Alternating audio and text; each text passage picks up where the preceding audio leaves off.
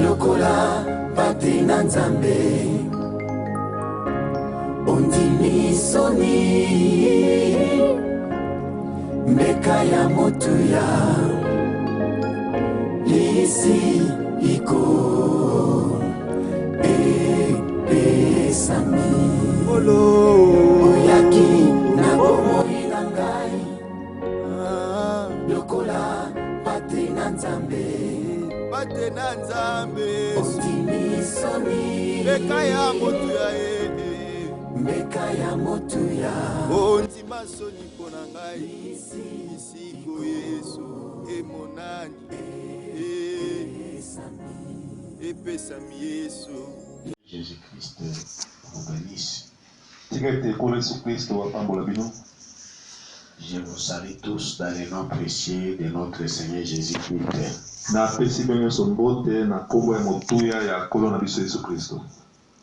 Nous nous retrouvons aujourd'hui le jeudi 25 juin.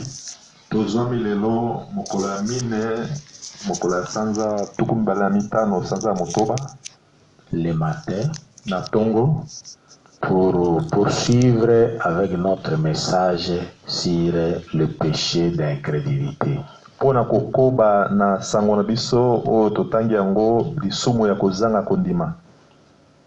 Mais je crois que c'est la 19e partie de notre enseignement.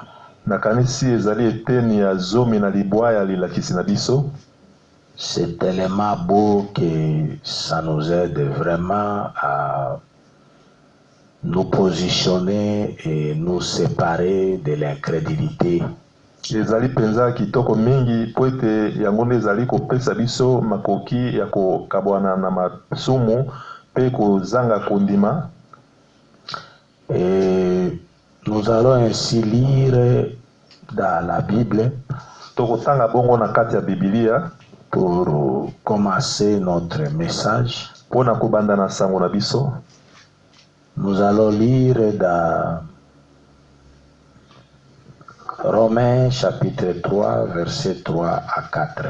Tokotanga na mokanda ba Loma mokapo ya misato nzela mokia kotanga misato kino na mine. Romains chapitre 3 verset 3 à 4. Baloma mokapo ya misato nzela mokia kotanga misato kino na mine.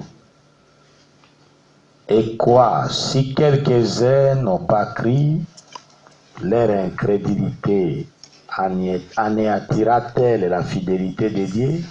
Et bongo, soki bamoko bandimaki te, kozanga kondima na bango, ekotelimisa bongo bosembo na Nzambe? Loin de là. Mosika na yango. Que Dieu au contraire soit reconnu pour vrai. Tigete Nzambe amona na ete ya solo azali malamu. Sembo. Azali sembo. Et tout homme pour mater. Pe moto nyonso lokola mokosi. Selon qu'il est écrit. Lokola ekomami. Afin que tu sois trouvé juste dans tes paroles. Na tinete ozwa masembo kati ya maloba na yo. Et que tu triomphes lorsqu'on te juge. Pe yo olonga tango bakosambisa yo. Hébreux chapitre 12 verset 1. Baebelo mokapo ya zomi na mibale nzela mokia kotanga ya liboso. Nous lisons ça. Tokotanga yango. Nous donc aussi, puisque nous sommes environnés d'une si grande nuée de témoins, biso pe lokola tozingami na ipata monene ya batatoli. Rejetons tout fardeau, tobwaka mokumba nyonso et le péché singulier pe lisumu qui nous enveloppe si facilement, o ezali kozinga biso na pete, et courons avec persévérance dans la carrière qui nous est ouverte. Pe tokima na etingia na musala oyo efungwameli biso. Prions Dieu. Seigneur Jésus-Christ, créateur des cieux et la terre. Nous te bénissons, nous te disons grand merci. parce que tu es merveilleux pour nous. po ete ozali malamu mpo na biso. Tu nous as donné encore cette merveilleuse occasion pour venir apporter ta parole. Opesi biso lisusu libaku malamu oyo ete toya komema liloba na yo. Nous te prions, Seigneur, de nous transformer, de nous changer. Tosengi ete kolo obongola biso pe osalela biso, De sorte que cette parole puisse trouver de la place dans nos cœurs. na ntina ete liloba oyo ezwa esika kati ya mitema na biso, Et que cette parole puisse nous modeler oyo ete liloba oyo ebongisa biso, afin que nous puissions être à ton image. na ntina ete tokoka kokóma na elilingi na yo. Bénis cette journée pour nous. Pambola mokolo oyo liboso na biso, Que ta présence puisse descendre à cette maison ete bojali na yo ekita kati na ndako oyo, pour que nous puissions être élevés dans les lieux célestes en Christ Jésus. na ntina ete tokoka na komemama na bisika bileki likolo kati na Yesu. Car cette parole ira dans les maisons de tes enfants, Tango liloba oyo ekokende kati ya ndako ya bana na yo, que ça puisse les fortifier, tika ete yango elendisa bango, que ça puisse les délivrer du péché, ete liloba oyo ekangola bango na masumu, que ça puisse les guérir des maladies. ete liloba oyo ebikisa bango na bokono na bango. Nous te le demandons pour ta gloire, Tosengi yo mpo na nkembo na yo, au nom du Seigneur Jésus-Christ, na nkombo na nkolo Yesu Kristo, notre Dieu bien-aimé. nzambe na biso molingami. Amen. Amen. Ok,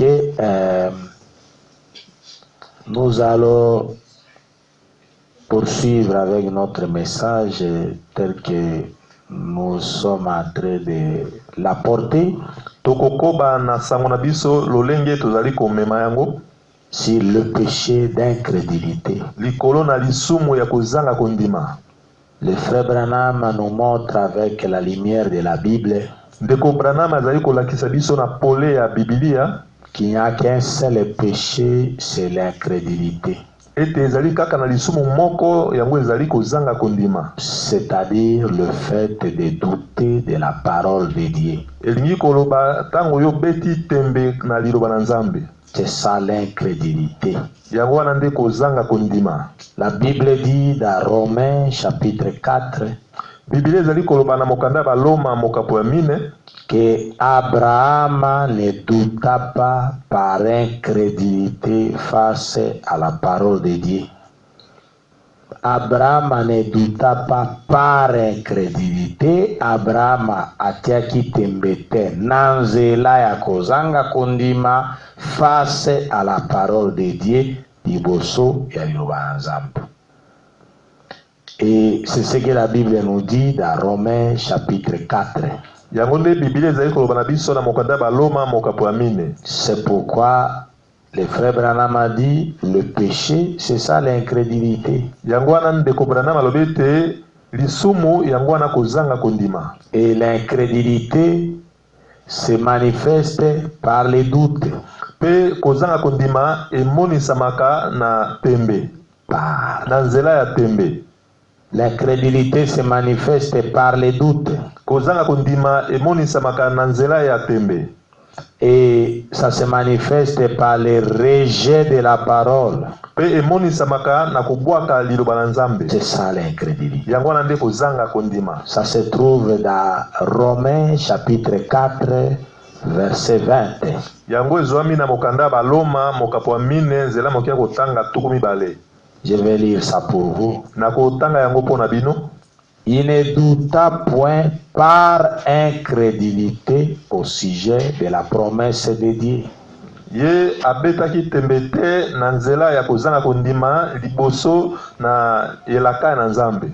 Vous voyez ça? Omoni yango? Mais il fut fortifié par la foi, Kasi ye alendisamaki na nzela ya kondima, donna gloire à Dieu. kopesaka kembo epai na Nzambe. 21. Tuku mibale na moko. Et ayant la pleine conviction que ce qu'il lui promet, il peut aussi l'accomplir. Pe na kozwaka etingia ete oyo nyonso ye alakaki akokokisa yango. 22. tukumu mbale na mibale. C'est pourquoi cela lui fit imputer à justice. Nde yango wana etangemelaki ye lokola bwengebeni. Alléluia. Amen. 23. tukumu mbale ya misato. Mais ce n'est pas à cause de lui seul qu'il est écrit que cela lui fit imputer à justice. Kasi ezali kaka na tina na ye moko te Abraham. na Abrahama nde Ye yango moko te Abraham. ye moko te Abrahama yango Qu'il est écrit que cela lui fit imputer. nde yango ekomamaki ete yango etangamelaki ye. Verset 24. Nzela moki ya kotanga tukumu mbale na mine. C'est encore à cause de nous Ezali nde lisusu na tina na biso à qui cela est imputé, donc la justice. ba oyo yango etangemeli biso. Boyengebeni yango etangemeli biso. À nous qui croyons à celui qui a ressuscité des morts, Epai na biso oyo tozali kondima oyo asekwisaki kati na bakufi. notre des morts, Jésus notre Seigneur. Oyo asekwisaki na bakufi Yesu kolo na biso. Vous voyez ça? Bomoni yango. Ça c'est Romains chapitre 4, verset 20 à verset 24. Wana ezali bongo mokanda ya baloma mokapo ya mine nzela moki ya kotanga tukumi bale kino tukumi bale na mine. Et pour comprendre pourquoi il n'a pas douté, Abraham, à notre père, n'a pas douté par incrédulité au verset 20 de Romains 4. Pe pona kososola ndenge nini tata na biso Abraham abetaki tembe te na elaka oyo na nzela ya elaka oyo epesa na nzela ya kozanga kondima. Au verset 4, na nzela moke ya kotanga mine. Pardon, au verset 20 du chapitre 4. na nzela moke ya tukumi bale na mokanda ya baloma mokapo ya mine. Mais vous allez comprendre ça dans les versets. Vous allez comprendre ça dans les versets.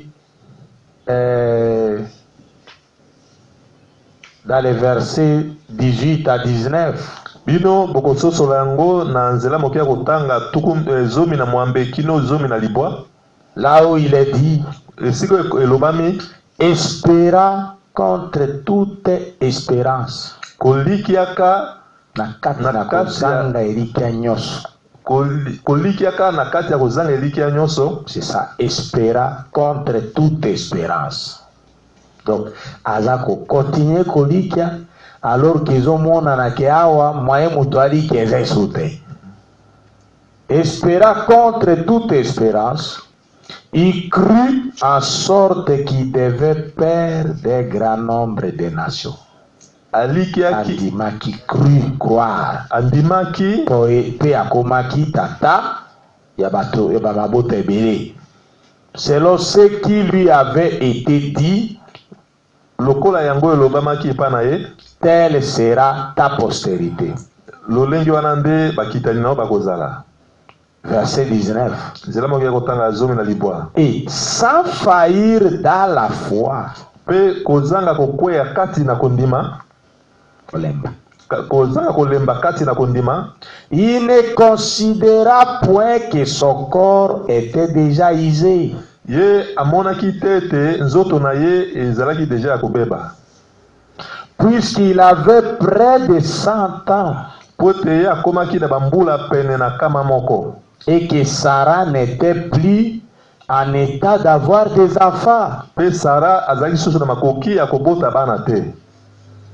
Et c'est là où on cite au verset 20 en disant, wana nde tozali kokweya na nzela moke ya kotanga tukumi mbale na kolobaka ete il ne douta point par incrédulité au sujet de la promesse de Dieu. Ye atiaki tembe te na nzela ya kozanga kondima na tina ya liyoba na Nzambe. Vous voyez ça? Omoni yango? Qu'est-ce que l'incrédulité? Kozanga kondima ezali nini? L'incrédulité, c'est douter de la parole de Dieu. Kozanga kondima ezali kobeta tembe na liloba na Nzambe. Voilà pourquoi Frère Branham nous dit que Vous ne pouvez pas interpréter la parole de Dieu par votre propre intelligence. Yangwana ndeko Branham alobete okoki kolimbola liloba la Nzambe te kulandana na mayele na yo. Mais les écritures s'interprètent par une autre écriture. Kasi makomi elimbolanaka kokokana na likomi mosusu. Na nzela ya likomi mosusu. C'est une autre écriture qui doit éclaircir une autre. Ezali nde likomi mosusu nde koyeisa polele likomi mosusu. Vous voyez ça? C'est ce qu'on appelle l'incrédulité. C'est-à-dire douter de la parole. Je crois que vous voyez ça. Celui qui ne croit pas est déjà condamné. Ça c'est le Jean chapitre 3. Verset 18 là-bas. Donc, si vous ne croyez pas à la parole de Dieu, vous êtes déjà condamné. Et c'est ça le péché. Le péché, ce n'est pas aller commettre adultère, nous l'avons déjà dit. Le péché du sumo. Le péché n'est pas aller voler. Le péché n'est pas mentir. Mais ça, ce sont les fruits du péché. Parce que vous ne croyez pas à la parole de Dieu, c'est alors que vous péchez. Vous voyez ça? Donc, le fait de ne pas croire la parole de Dieu, c'est ça, l'incrédulité. Et c'est ça le péché. Je vous ai lu ça la fois passée. Je vais chercher ça encore. Ça se trouve dans Marc, je crois, ou dans Matthieu. Là où Jésus avait dit, ils auront des yeux pour voir, mais ils ne verront pas. De sorte de peur que leur péché, de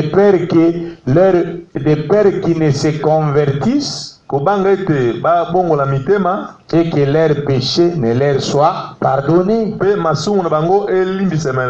C'était dans Marc ou Matthieu. Je vais chercher ça pour relire ça. Il faut que l'Église comprenne très bien qu'est-ce que le péché. Qu'est-ce que le péché? Vous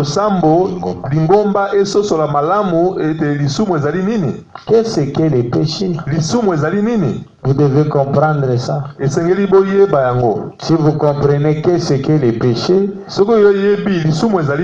vous allez l'éviter. Mais si vous ne comprenez pas qu'est-ce que le péché, vous allez continuer à vivre dans le péché.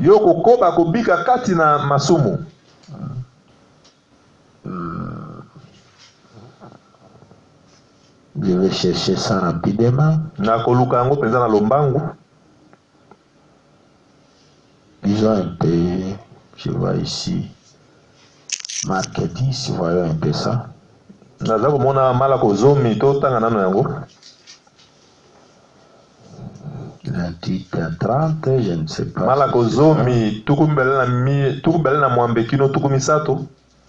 Voyons un peu ça. Non, ça c'est celui qui n'a pas, celui qui quitte son père. Je vais chercher ça. Une minute.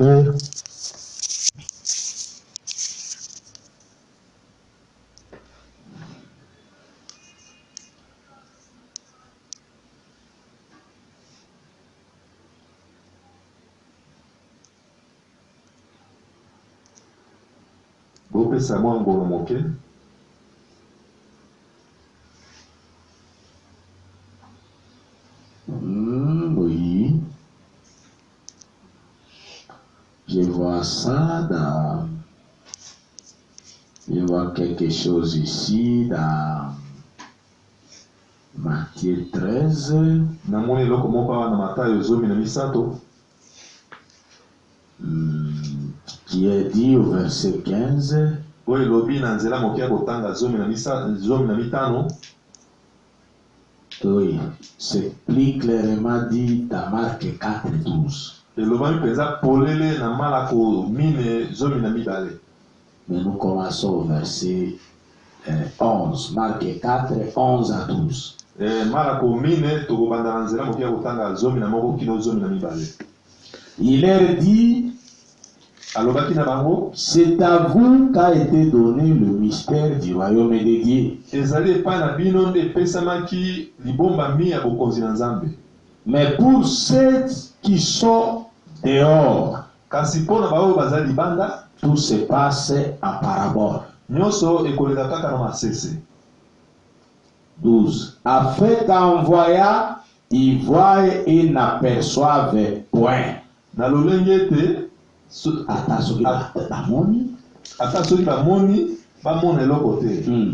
Et qu'en attendant, ils attendent et ne comprennent point.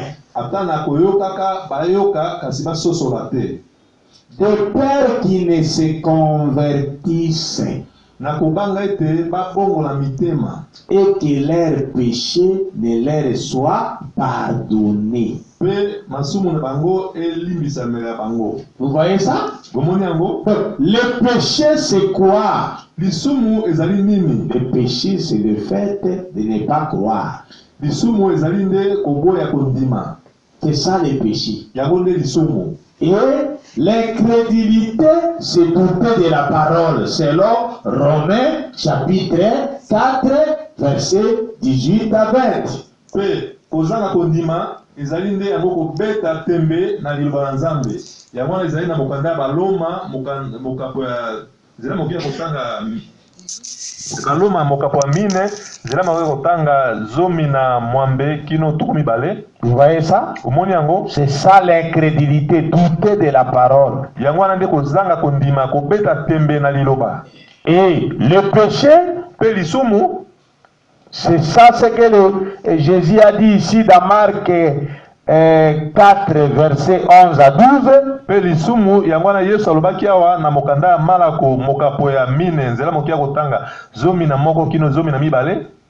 Là il parle de ça, le péché. Kuna alobi na tina na lisumu. Qui ne se convertissent pas et que leur péché subsiste. Ete bango ba bongo la mitema te pe masumu na bango ezala. Même s'ils écoutent la parole, ils écouteront, mais ils ne comprendront rien. Ete ata bango ba yoki liloba kasi ba soso lelo kote. Vous voyez ça? Omoni yango? Et il répète ça dans Matthieu chapitre 13. Pe azongeli yango lisusu na mokanda Matayo mokapo ya zomi na misato. Qui dit? Ko elobi ete car le cœur de ce peuple est devenu insensible. Po motema ya batoyo ekomi penza lokola mabanga. Ils ont endurci leurs oreilles. Ba yeisi matoi na bango makasi. Et ils ferment leurs yeux. Pe bakangi miso na bango. De peur qu'ils ne voient de leurs yeux. Na kobanga ete ba mona penza na miso na bango. Na miso na bango te. Ne voient. Ba mona na miso na bango te. Qui n'attendent de leurs oreilles. Ete ba yoka te na matoi na bango. Qui ne comprennent de leur cœur. Ete ba soso la te na mitema na bango. Qui ne se convertissent. Ete ba bongo la mitema te. Et que je ne les guérisse. Ete ngai nabikisa pe bango te. Vous voyez ça? Omoni yango? Et frère Branham a dit les mots sauvés là, ça s'applique et pour la maladie, les salis de l'âme et pour la maladie. C'est ça ce qu'on a appelé guérir ici. C'est guérir du péché. Ndeko Branham alobete kobikisa awa kombo kobikisa awa ezana bitene mibale. Ezana kobikisa na nzoto pe na kobikisa na molimo. Vous voyez ça? Bomoni yango? Donc le péché, lisumu c'est quoi? ezali nini? C'est l'incrédulité. Ezali kozanga kondima. Selon Romains chapitre 4 verset 18 à 20. Kolandana na mokanda baloma mokapo mine nzela mokia kotanga zomi na mwambe kino turumi bale. Là il est dit que l'incrédulité c'est le fait de douter de la parole de Dieu. Kune lobiete kozanga kondima ezali nde kobeta tembe na liloba na Nzambe. Et quand nous sommes allés dans Marc 4 verset 11 à 12, petango tokei na mokanda ya malako mokapo ya mine nzela mokia kotanga zomi na moko kino zomi na mibale. Là encore il est dit kuna isusu elobami ete que ces gens ont des oreilles pour attendre, mais ces gens ils peuvent voir des choses mais ils ne voient pas. ete bato oyo bakoki komona makambo kasi bakomona yango te. Et ils peuvent aussi écouter des choses mais ils ne comprennent pas. Bakoki pe koyoka makambo kasi bakososola te. De peur qu'ils ne se convertissent de leur péché. Na kobanga ete babongola mitema na masumu na bango. Et que je ne les guérisse. Ete ngai nabikisa bango te. Vous voyez ça? Bomoni yango? Et dans Marc chapitre 16 verset 14. Pe na mokanda malako mokapo ya zomi na motoba nzela mokia kotanga zomi na mine. Écoutez ce que la Bible dit là-bas. Boyoka oyo Biblia elobi kuna. Toujours de l'incrédulité. Kaka na tina na kozanga kondima. Enfin, na bongo Nasuka, il apparut aux 11 disciples. Amonanaki na bayekoli zomi na moko. Pendant qu'ils étaient à table. Na tango bango bazalaki na mesa. Et il leur reprocha leur incrédulité et la dureté de leur cœur.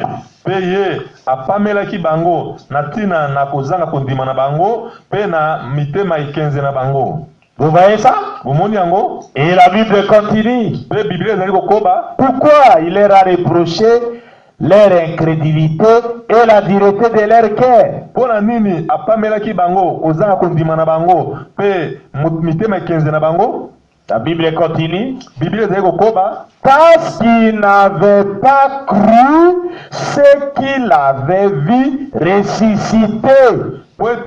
Bango bandimaki te ndenge bamonaki se baoyo bamonaki ye kosekwa. Vous voyez l'incrédulité? Je crois que Marc 16 14 est très clair. Ça définit clairement ce que signifie l'incrédulité. Nakanisi malako zomi na motoba zomi na mine ezali peza polele ezali koloba peza polele na tina na kozanga kondima. Vous voyez ça? Je reprends ça. Nazali kozongela yango. Enfin, il apparut aux 11.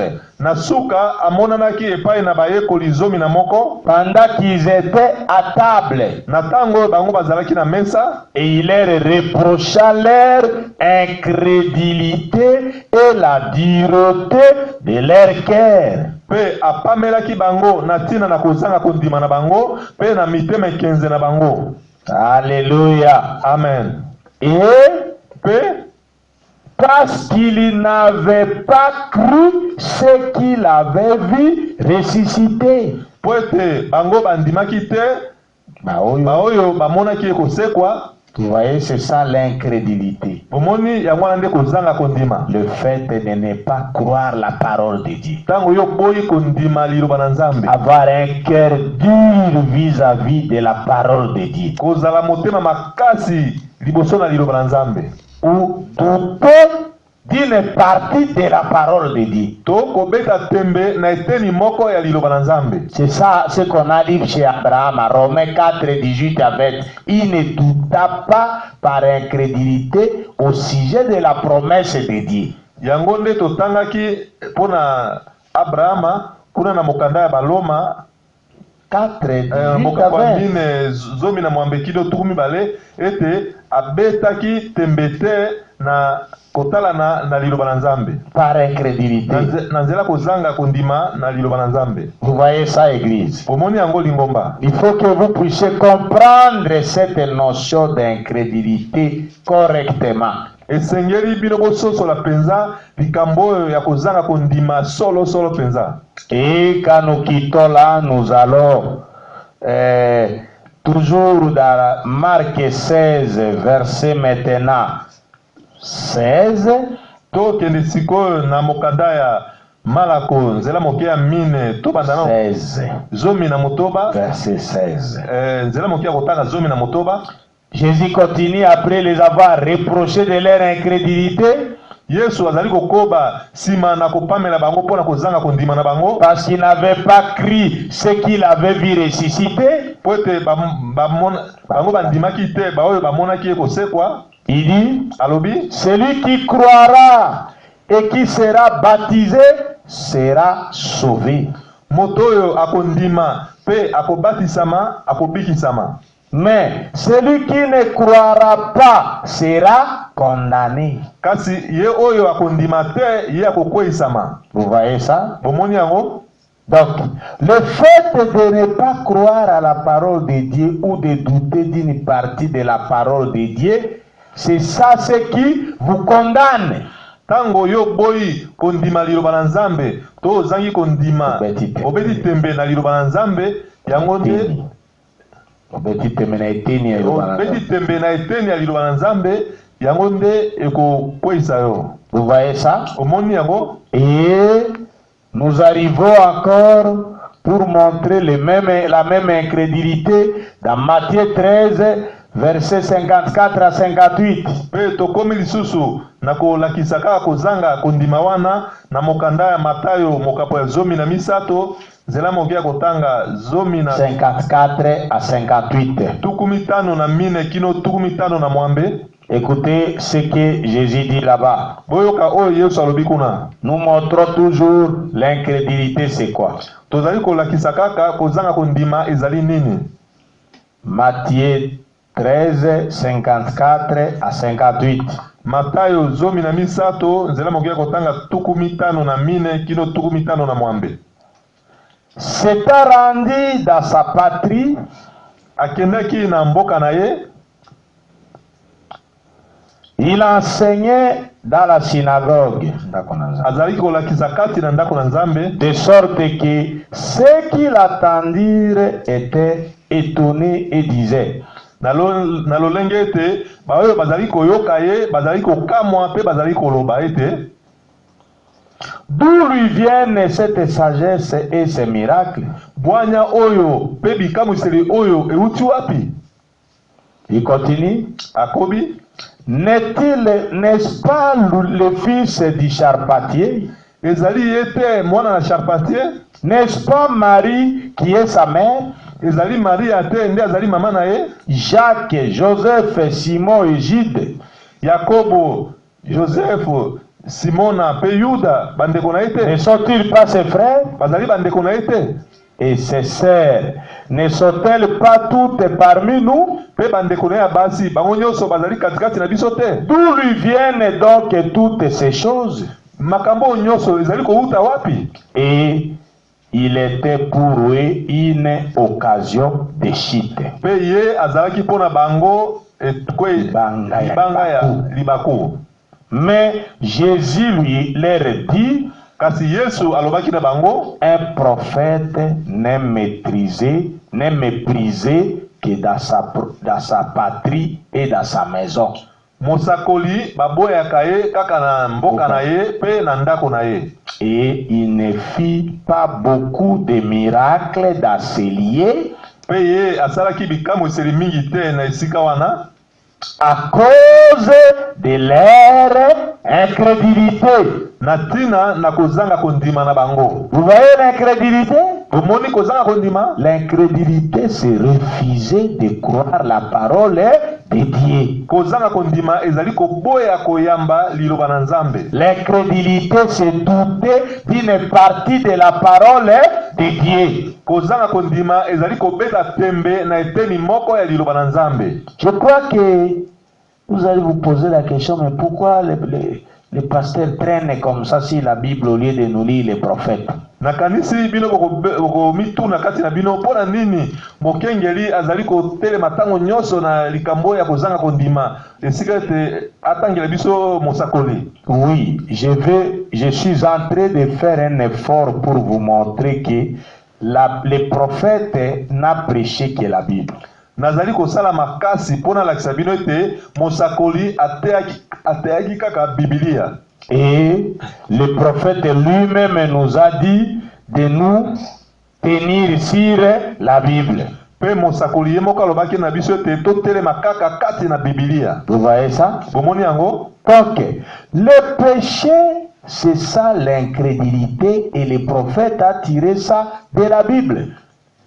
Kozanga kondima yango wana lisumu yango nde ezali kozanga kondima yango nde ezali lisumu mosakoli azwaki yango kaka na kati ya Biblia. Vous voyez ça, église? Bomoni yango lingomba? Donc il faut que vous puissiez comprendre les Écritures. Esengeli bososola penza malamu makomi. Et il dit encore ça, Jésus, pour que je termine avec les Écritures qui prouvent que le péché, c'est ça l'incrédulité. Alobi yango lisusu na kati ya makomi pona kolakisa ete lisumu yango nde kozanga kondima. Jean chapitre 9 verset 41. Yohane mokapo ya libwa nzela mokia kotanga tukumine na moko. Jésus leur répondit, Yesu ayanolaki bango, si vous étiez aveugles, soki bozalaka bakufeli miso, vous n'auriez pas de péché. bolingaki bozala na masumu te. Aveugle signifie celui qui ne comprend rien, qui ne voit rien. Mokufeli miso lingi koloba ete moto azali komona te o azali kososola pe te. Parce que le frère Branham a dit voir signifie comprendre. Po ete ndeko Branham aloba ete komona yango nde kososola. Il dit, mais maintenant vous dites, nous voyons. C'est pour cela que votre péché subsiste.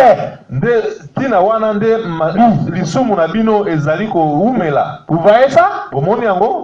C'est pas qu'ils ont commis adultère. Mais ils refusaient de croire à Jésus.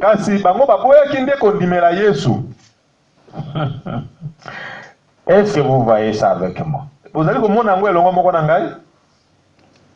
Je vais peut-être commencer un peu plus haut. Toujours dans Jean 9. Là, j'ai lu le verset 41. Et je commence au verset... je commence au verset 35.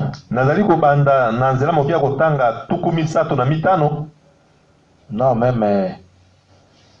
oui, je commence au verset...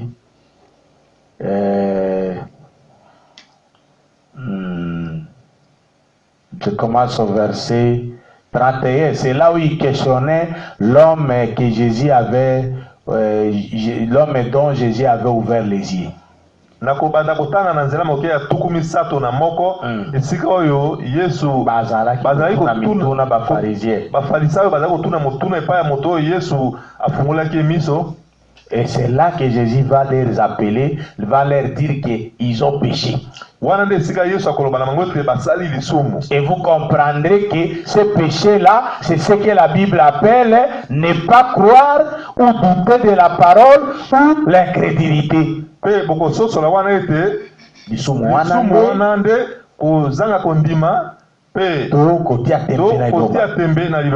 Vous voyez ça? Et je viens ici, oui, je commence un peu plus haut pour que l'idée soit vraiment bien comprise.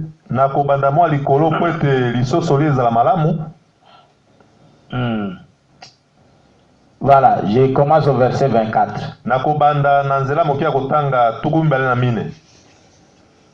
Nous commençons au verset 18, supporté. Je suis en train de lutter pour vous montrer qu'est-ce que l'incrédulité. Que l'incrédulité, c'est ça le péché.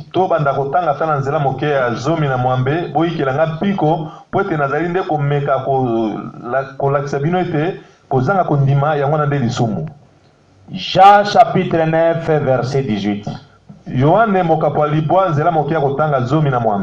Tu veux ce que la Bible dit là-bas.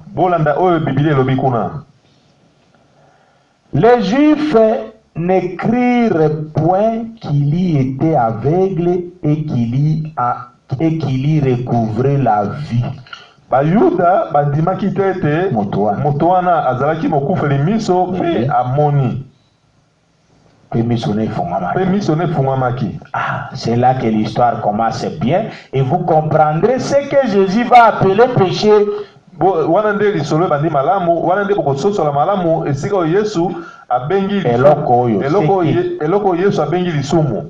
voyez ça? C'était un homme là aveugle né. Donc Jean chapitre 9 à partir du verset 18. Je continue jusqu'à 41, là où Jésus est allé conclure qu'ils ont péché. Les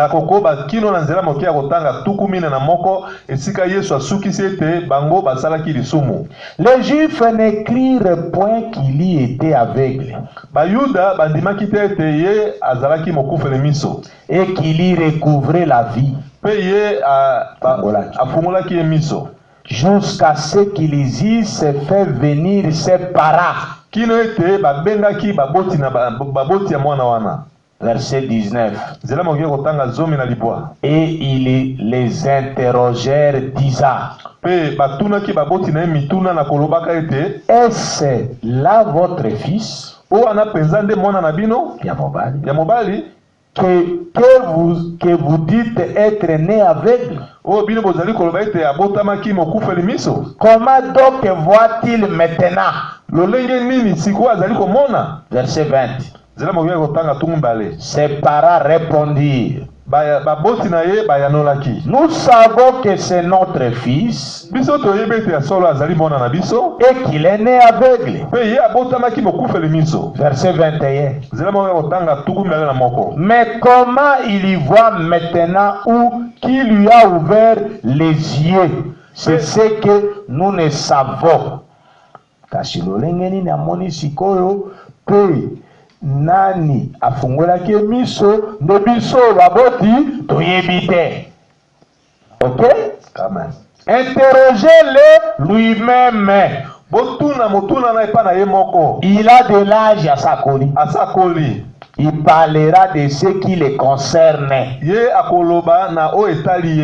Verset 22. Ses parents dirent cela parce qu'il craignait les Juifs. Car les Juifs étaient déjà convaincus que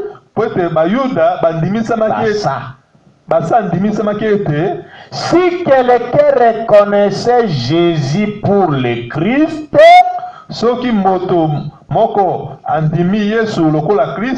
il serait exclu de la synagogue. Verset 23. C'est pourquoi ses parents disent: il a de l'âge, interrogez-le lui-même. Verset 24. Les pharisiens appelèrent une seconde fois l'homme qui avait été aveugle.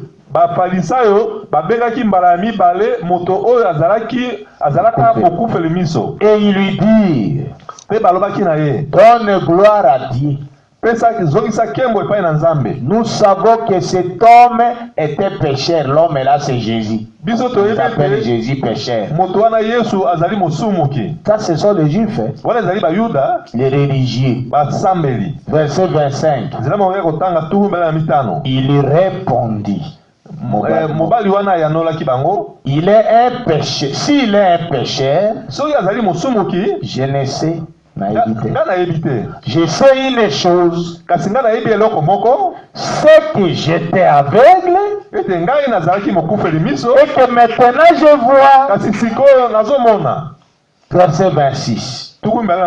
Il lui dit, que t'a-t-il fait? Comment t'a-t-il ouvert les yeux? Verset 27. Il a répondu, je vous l'ai déjà dit. Et vous n'avez pas écouté. Pourquoi voulez-vous l'attendre encore? Voulez-vous aussi devenir ses disciples? C'est là où il les a blessés. Verset 28. Ils l'injurièrent. Vous voyez les incrédules? Vous voyez les incrédules? Ils sont prêts à injurier, ils sont prêts à taper. C'est comme Sédécias, l'évêque des 400 prophètes de Baal. Pakawana ya ba sakoli tukumitano kama mine na mitano na tukumitano kama mine ya Baal. Kama basakoli kama mine ya Baal. Quand ils ont dit à Michée, tango balobaki na Mika, quand est-ce que l'esprit de Dieu m'a quitté pour venir entrer à toi? Tango nini molimo na Nzambe lokoki pa na ngapote koma ekote pa na yo. Il a giflé. Abetaki Mika mbata. Ça se trouve dans un roi. Ezwami kuna na mokanda ya moko bakonzi. Un évêque qui gifle. Ici encore les juifs et les pharisiens, les religieux, premier injurié. Verset 28. Ils l'injurièrent et dirent, c'est toi qui es son disciple. Nous sommes disciples de Moïse. Vous voyez ça? Ils n'étaient pas des athées, ils priaient. Verset 29. Nous savons que Dieu a parlé à Moïse. Mais celui-ci, nous ne savons d'où il est. Il parle de Jésus. Mais ils disent qu'ils croient à Moïse. Ils oublient que c'est Jésus qui avait envoyé Moïse. Vous voyez ça? Verset 30. Cet homme leur répondit, l'aveugle là, qui était guéri. Il est étonnant que vous ne sachiez d'où il est. Et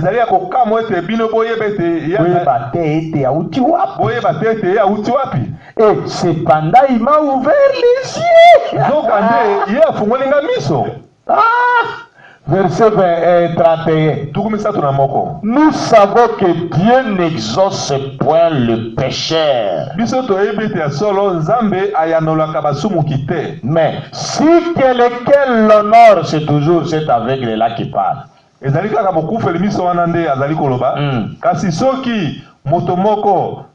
Si quelqu'un l'honneur et fait sa volonté de Dieu, c'est celui-là qui l'exauce.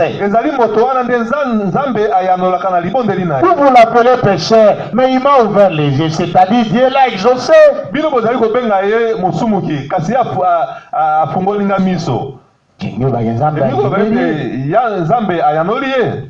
Verset 32. Jamais on a entendu dire que quelqu'un ait ouvert les yeux d'un aveugle-né.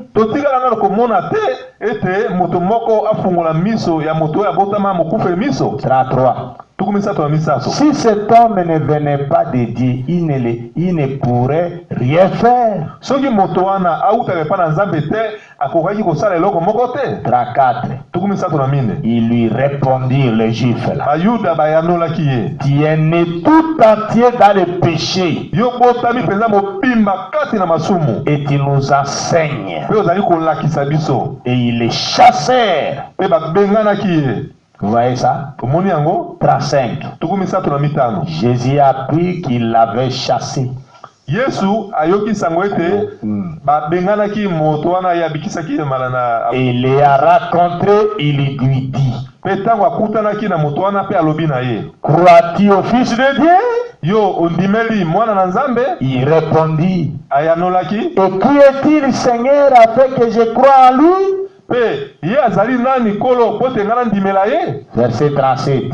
Tukumisa to na sambo. Tu l'as vu, lui dit Jésus. Yo somoni ye, Yesu alobaki ne bongo. Et celui qui te parle, c'est lui. Pe moto azali koloba na osikoyo ezali ye. Traduite. Tukumisa to na mwambe. Et il dit, Pe alobaki, je crois Seigneur. na ndimi kolo. Et il se prosterna devant lui. Pe abetaki mabolongo agumbamaki liboso na ye. Verset 39. Tukumisa to na libwa. Puis Jésus dit, Pe Yesu alobaki, je suis venu dans ce monde pour un jugement, nayaki kati na mokili oyo pona kosambisa. pour que ceux qui ne voient point voient, Po ete baoyo bazali komona te bamona. et que ceux qui voient deviennent aveugles. Po ete baoyo bazali komona bakoma bakufeli miso.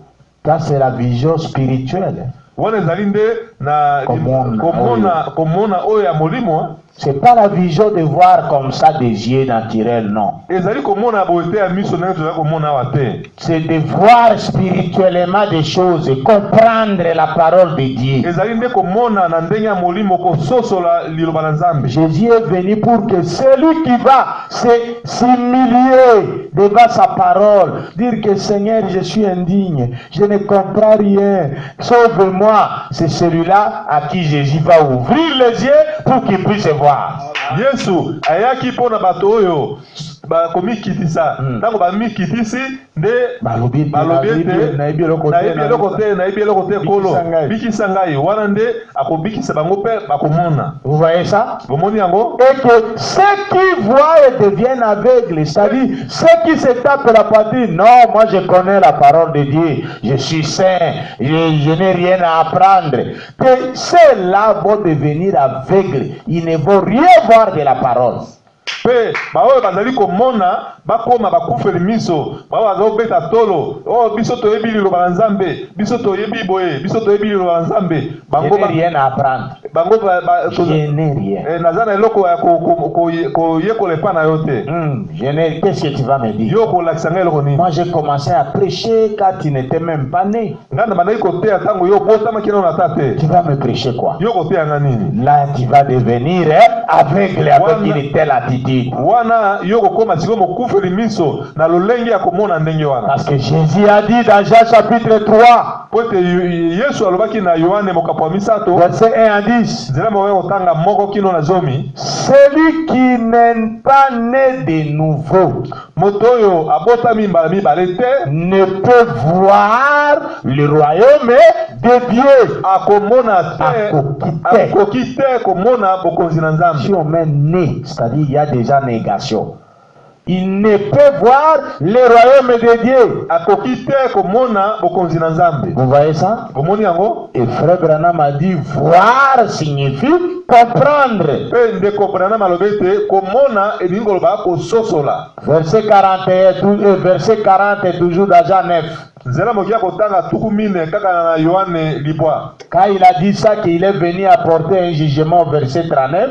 Tango alobi ete ayaki komema kosambisa na nzela mokia kotanga tuku misato na libwa. Et que ceux qui voyaient, ceux qui disent qu'ils voient ne puissent pas voir. Ete bao bazali komona ete koloba ete bazali komona bamona lisusu te. Et que ceux qui disent qu'ils ne voient pas puissent voir. Ete bao bazali koloba ete bazali komona te babanda komona. Maintenant verset 40. Siko na nzela mokia kotanga tuku mine. Quelques pharisiens qui étaient avec lui, bamoko na bafarisayo oyo bazalaki elongo moko na ye, et a attendu cette parole, koyokaka maloba wana, lui dire, balobaki na ye, nous aussi sommes-nous aveugles? Biso pe tozali bakufeli miso. Ah, maintenant écoutez la réponse de Jésus, c'est ce qui va montrer de quel aveuglement il parlait. Boyoka sikoyo eyano ya Yesu kobososola ete koboma miso wana ezalaki ndenge nini. Il dit au verset 41, Jésus leur répondit à ces pharisiens-là. Si vous étiez aveuglés, vous n'auriez pas de péché. Mais maintenant vous dites, nous voyons. C'est-à-dire, nous comprenons la parole.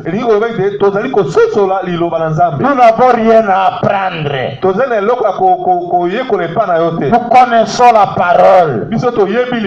C'est Jésus là, c'est qui? Nous connaissons Moïse. Alors que c'est Jésus qui était le message de l'air. Il vous dit que c'est comme ça qu'il faut marcher. Vous dites non, nous avons Moïse. Lui vient d'où? Ayebisi bino ete boende sengeli kotambola bino bolobi te biso toyebi Moïse yo uti wapi. Vous voyez ça? Et Jésus dit, si vous étiez aveugle, vous n'auriez pas de péché. Mais maintenant, vous dites, nous voyons. C'est pour cela que votre péché subsiste.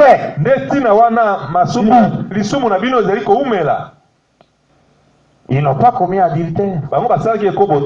Ils n'ont pas volé. Mais le fait seulement de dire, nous ne croyons pas à Jésus, nous avons Moïse, nous comprenons les Écritures. Jésus a dit, leur péché subsiste.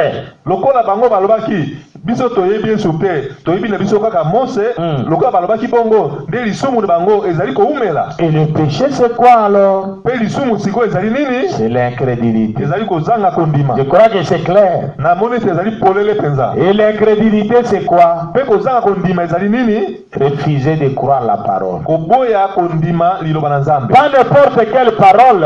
Liloba nyonso te. Parce que les pharisiens croyaient à la parole de Moïse. Mais ne pas croire la parole de votre âge. Parce que Jésus était la parole de l'âge. C'est ça l'incrédulité. Ne pas croire la parole de l'âge. Parce que Jésus était la parole de l'âge. C'est ça l'incrédulité. Et douter d'une partie de la parole, c'est ça aussi l'incrédulité. Vous pouvez être dans la parole de l'âge, mais une vérité de la parole vous est présentée. Mais vous vous dites non, notre église ne croit pas ça. Vous êtes incrédule. Vous voyez l'incrédulité? Et vous êtes un pécheur. Et vous êtes un incroyant. C'est ça le problème. Le frère Branham a dit que quelqu'un peut être même évêque. Derrière la chair il prêche, mais il est un incroyant.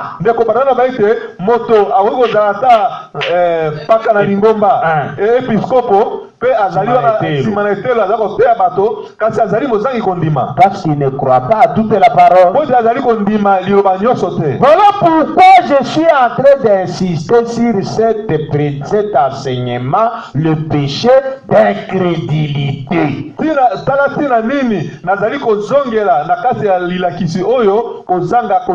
Vous voyez ça?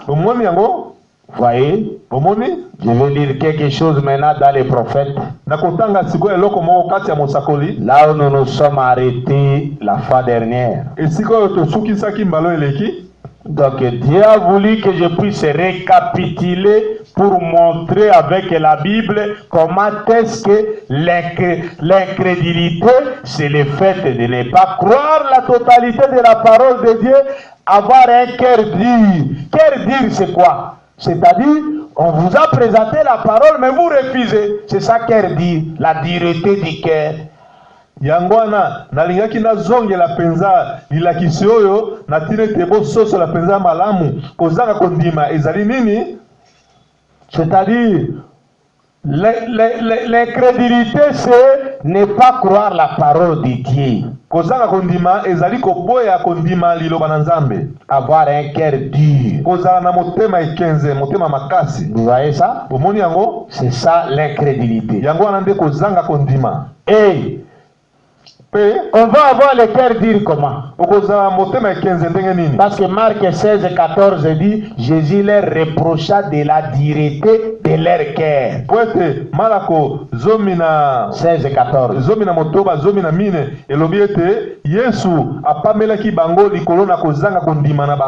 La dureté de leur cœur.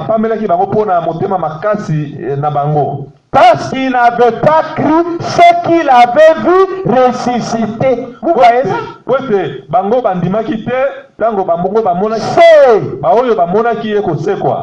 C'est-à-dire, la dureté de cœur qui est l'incrédulité, c'est quand? C'est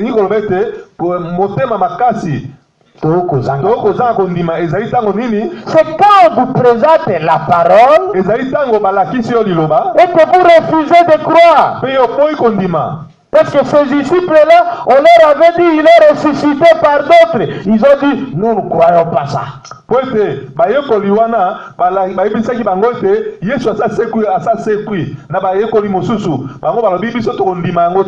Alors, il est dit, il est reprochant la dureté de leur cœur et leur incrédulité. Parce qu'il n'avait pas cru ce qu'il avait vu ressusciter. Vous voyez ça? C'est quoi l'incrédulité? Ne pas croire la parole de Dieu quand elle vous est présentée. C'est pourquoi maintenant au verset 16 toujours de Marc 16 il est dit,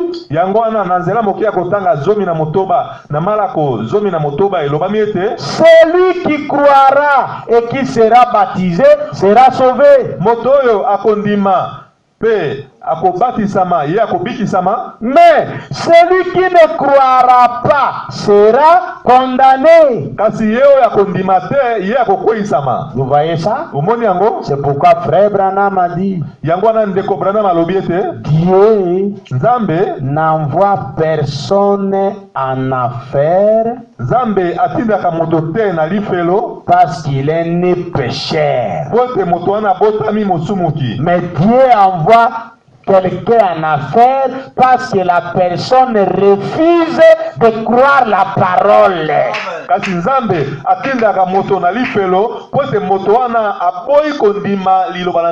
Et cette déclaration de frère Branham se confirme avec Marc 16, versets 14 et 16. Donc,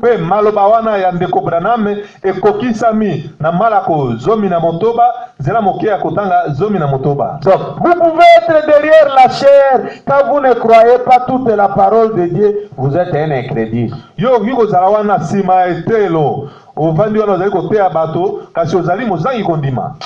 Quand vous ne croyez pas toute la parole de Dieu de votre âge, vous êtes incrédule.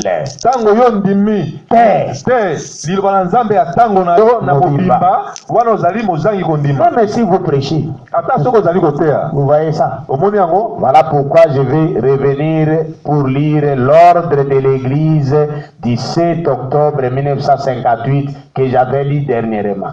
Yangoana na ko sepela ko zongela esika totanga kimbalo elegaki molongo na lingomba o etemi na mbula tukumitano na mwambe.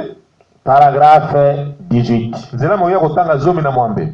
Ça c'est pour montrer combien de pasteurs dans les messages sont incrédules face à la parole. Pona kolakisa lolenge nini ebele na bateli na kati ya sango malamu ya tango ya pokwa bazangi kondima liboso na liloba na Nzambe. Ils ne croient pas au don dans leur église. Non, ici, pas de vision, pas de prophétie ici. Ça, c'est les démons. Frère, allez avec ça chez les pentecôtistes. Pas ici. Nous, c'est la parole.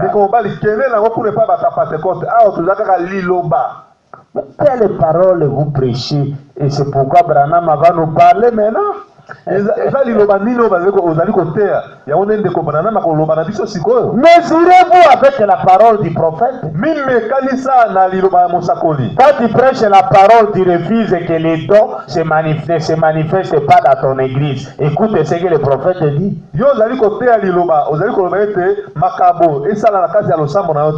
Tu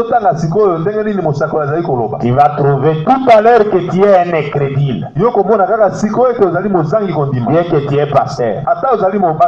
La vie éternelle n'est pas un problème de pasteur ou de fidèle simple. Non.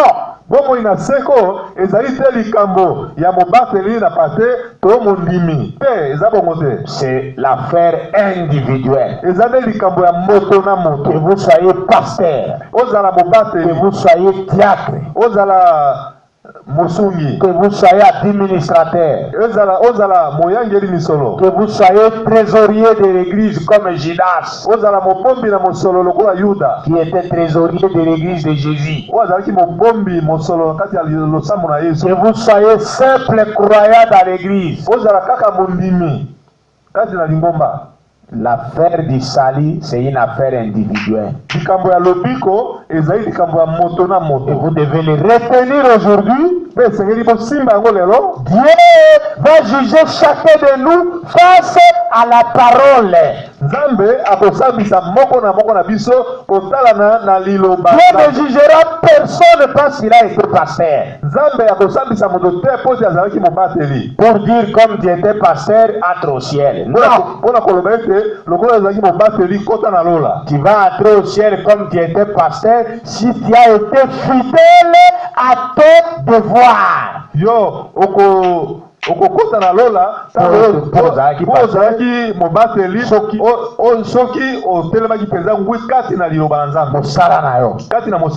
Vous voyez ça? Et Frère Branham a dit que nous sommes des pasteurs de brebis et non les pasteurs de boucs. Les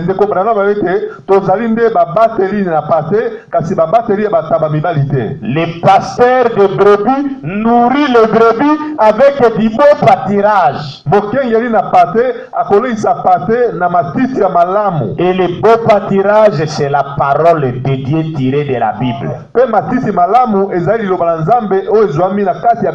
pouvez pas prétendre nourrir les brebis des colquettes sauvages. Qui va leur faire devenir comme des fous. Ils perdent leur sens. Abraham a dit qu'il a découvert cette herbe. Car les brebis mangeaient ça bien les vaches et devenaient comme folles et ne reconnaissaient plus leur chemin.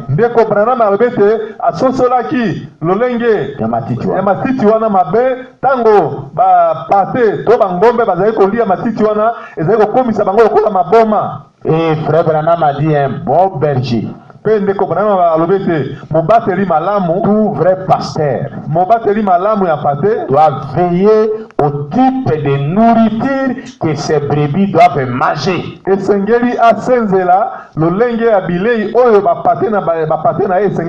Il est dit dans la prédication, il faut que vous naissiez de nouveau.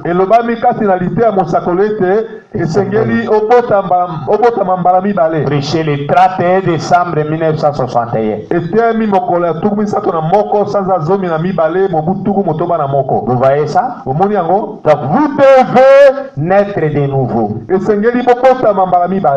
devez rester dans la parole.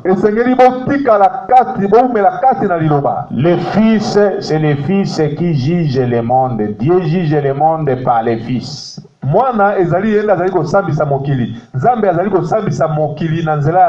C'est ce que la Bible dit. Dieu juge le monde par le Fils. Et le Fils est la parole. Dieu va juger le monde par la parole. Dieu ne va pas juger le monde par les églises. Nzambe akosambisa mokili te na nzela ya mangomba. Écoutez maintenant ce que Branham a dit. Yoka sikoyo oyo ndeko Branham azali koloba. Pour les pasteurs qui refusent que les dons se manifestent dans leurs églises, qui sont des incrédules. Pona babateli oyo bazali koboya ete makabo esala kati na masambo na bango bazali bazangi kondima. Ordre de l'église 17 octobre 58. Molongo ya lingomba ya mokolo ya sambo sanza ya mwambe sanza ya zomi mobutuku mitano na mwambe. Paragraphe 18. Zela mokia kotanga zomi na mwambe. Paul a dit. Paulo alobaki. Il commence d'abord par citer les Écritures. Abandi nalo kotanga makomi.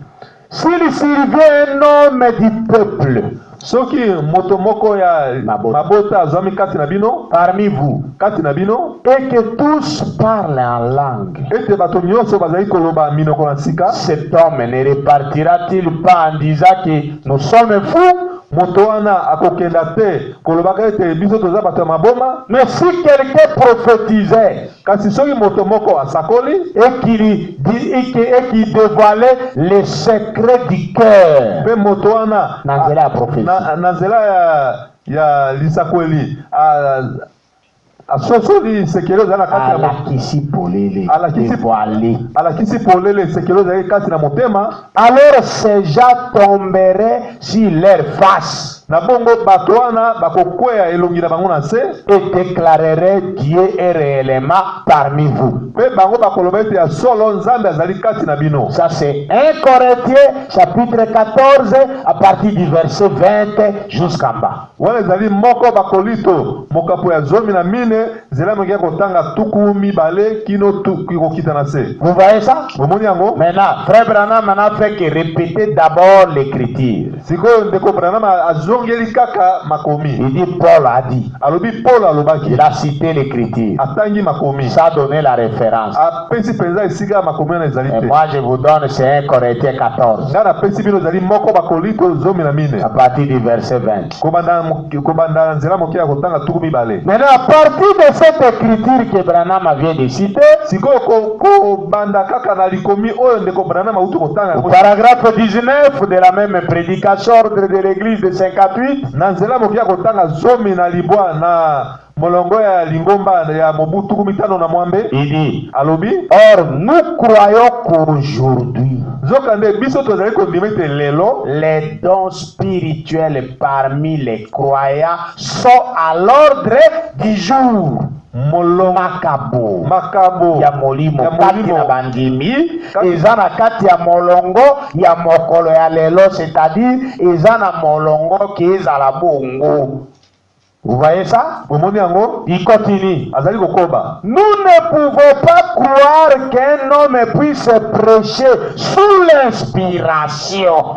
Biso tondimite nous ne pouvons. Biso tokoki kondima te moto moko akoki koteya na se ya pemela molimo santu. Et puis être un enseignant inspiré. Pe azala molakisi oyo apemelami. Vous voyez ça? Oh, je suis docteur dans la parole, dans les messages, mais il ne croit pas que les dons peuvent agir. Oh, nazali molakisi kati ya sango malamu ya tango ya pokwa pe andimite te makaboki kosala kati ya lingomba. Et puis, frère Branham a dit, être un enseignant inspiré. Et puis nier les dons de guérison. Virgule. Les dons de prophétie. Allons continuer comme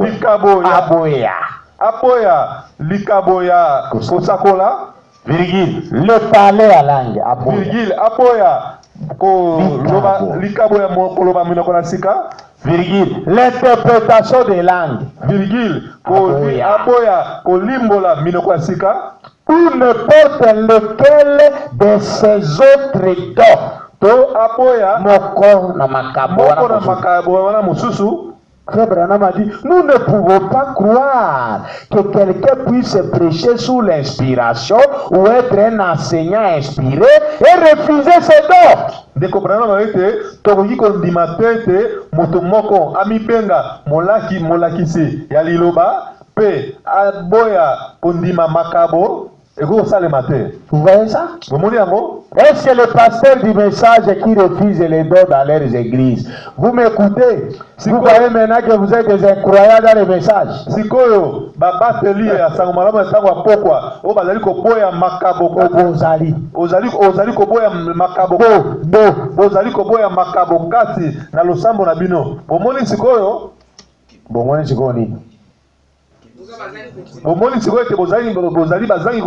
Paragraphe 20.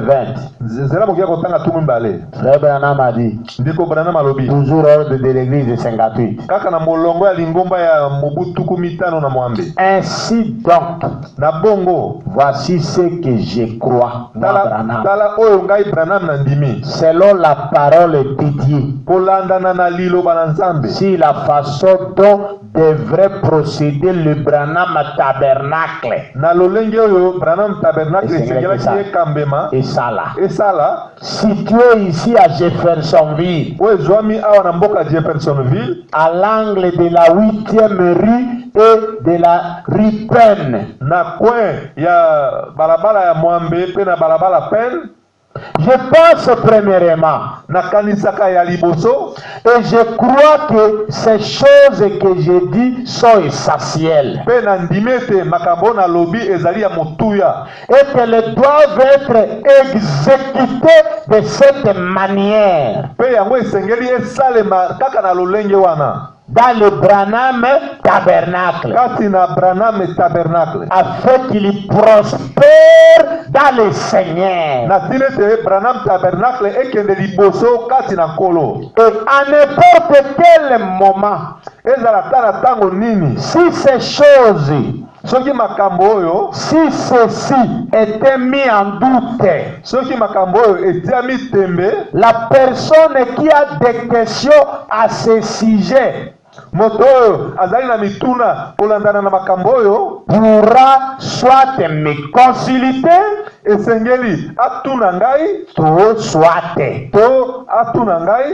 si elle ne peut joindre les pasteurs, c'est-à-dire son associé Neville,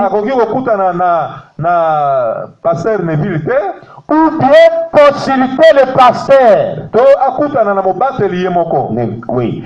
Et si je suis à la maison et que je ne suis pas en voyage, je me ferai un plaisir d'aider les laïcs ou le pasteur, donc son associé Neville.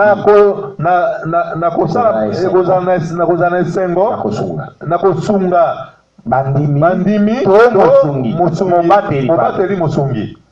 Vous voyez ça? À n'importe quel moment. Et ces choses sont scripturaires. Et je crois qu'elles font partie de l'ordre de l'église.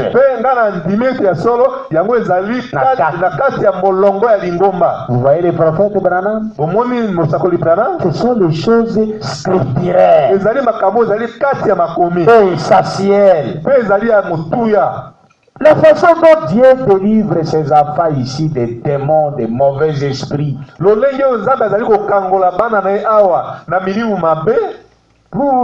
êtes pasteur, vous allez dire que moi je n'aime pas les dons dans mon église. Alors soit vous-même vous êtes sorcier, vous ne voulez pas que votre sorcellerie soit dévoilée. Soit vous êtes magicien, vous ne voulez pas que vos mauvaises œuvres soient dévoilées. Mais il faut que toute la parole de Dieu soit en action dans votre église.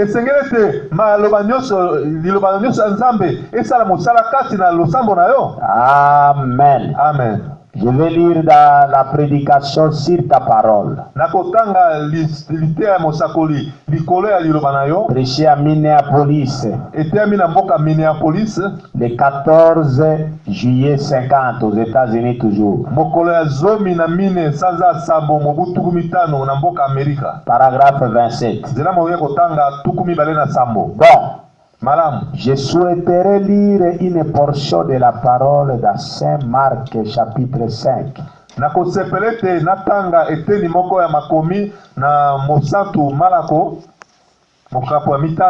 Ensuite, nous prierons et alors nous commencerons la ligne de prière. Comme Jésus se trouvait auprès du lac, et que la foule se pressait autour de lui pour attendre la parole de Dieu. Oh, n'auriez-vous pas aimé être là? Il vit au bord du lac. Il y vit à Monaki. Deux barques. D'où les pêcheurs étaient descendus pour laver leurs filets.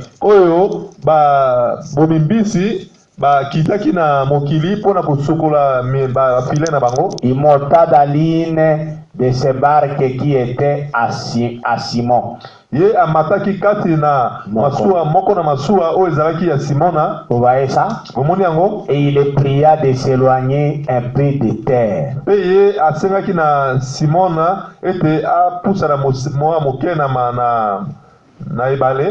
Puis il s'assit et de la barque il enseignait la foule. Lorsqu'il cessait de parler, il dit à Simon, avance en pleine eau et jetez vos filets pour pêcher.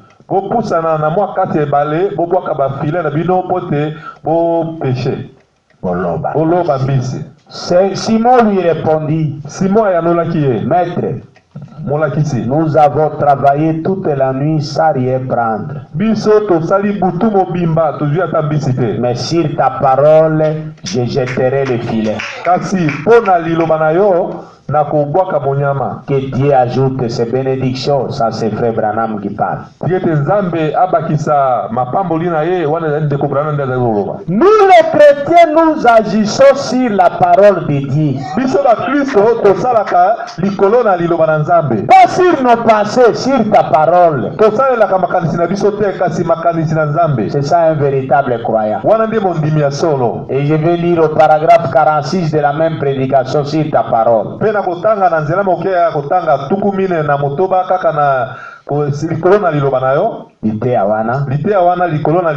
vous montrer l'incrédulité. Eh bien, si donc il m'utilisait comme son serviteur, et maintenant, il ne voulait jamais directement adresser. Il ne voulait jamais directement adresser. Mais cela vous est tout aussi adressé directement. Seulement,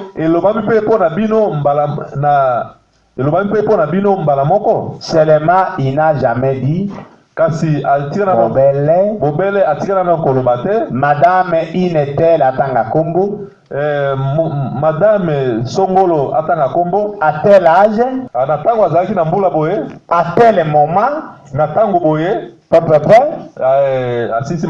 mais alors, il a un don prophétique qu'il a envoyé dans son église, dit.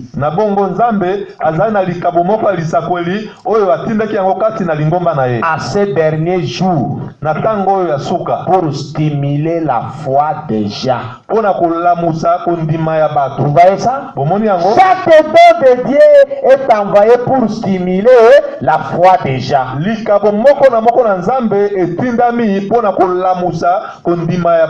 donc il parlait au travers de moi, moi et cela serait secondaire.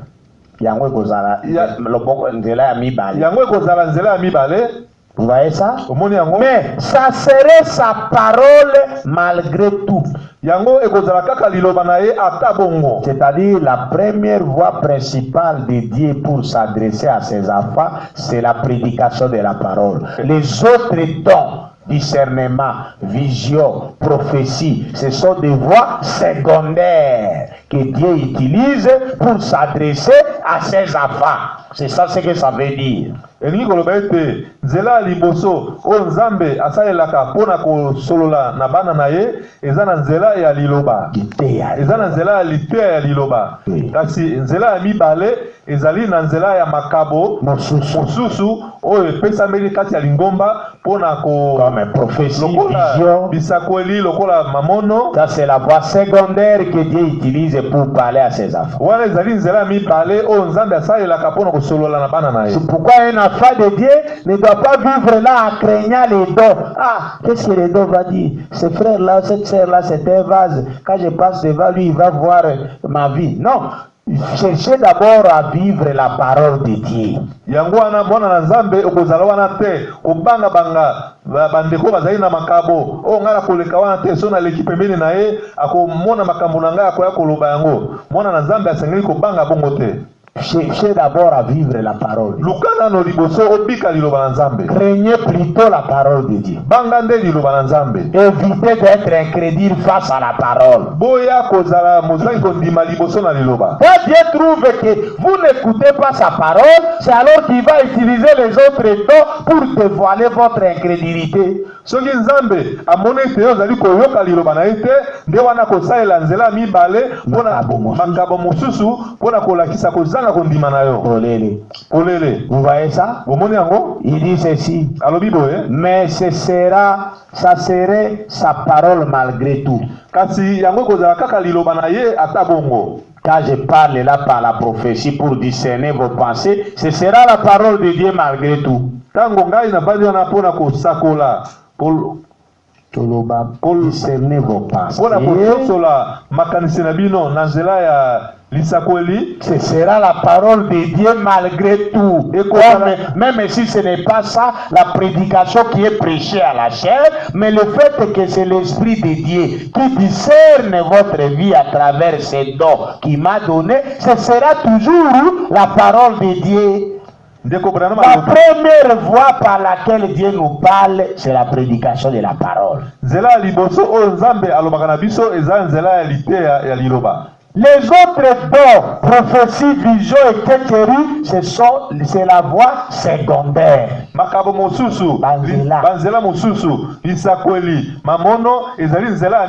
Il dit, mais Dieu a envoyé dans son église un don de prophétie en ces derniers jours.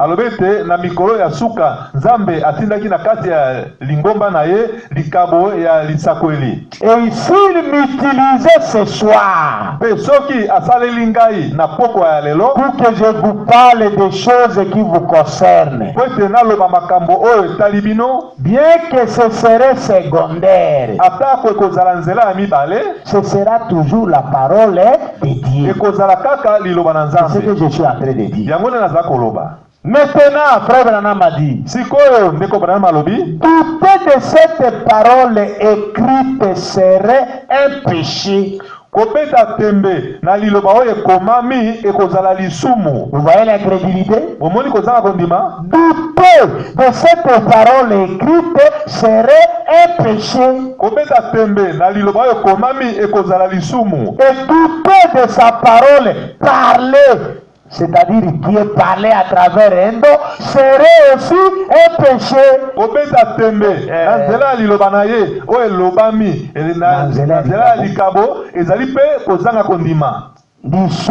Un péché. Vous voyez ça? Je répète ça. Maintenant, douter de cette parole écrite serait un péché. Et douter de sa parole parlée serait un péché.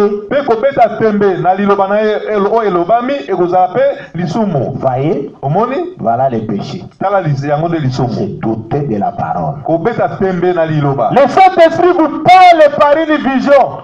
Molimo Santu alobi na yo na nzela ya mamono. Ou par une prophétie. To na nzela ya sakweli. Quel frère? Ndeko mobali Quel songolo. frère? Ndeko mwasi songolo. Tu as fait ça. Osala ki boye. Tu vis comme ça. Yo zali kobika boye. Toi tu dis non, c'est pas moi. Yo lobi te zali ngai Je te. ne connais pas. Naibi yango te. Tu es libre de dire ce que tu veux. Ozali somi ya koloba oyo lingi. Mais si tu doutes seulement parce que tu ne veux pas accepter devant les gens, Kasi soki obeli tembe kaka po yo boyi ko dima liboso na bato, tu as péché. osali lisumu. Et vous savez votre péché c'est quoi?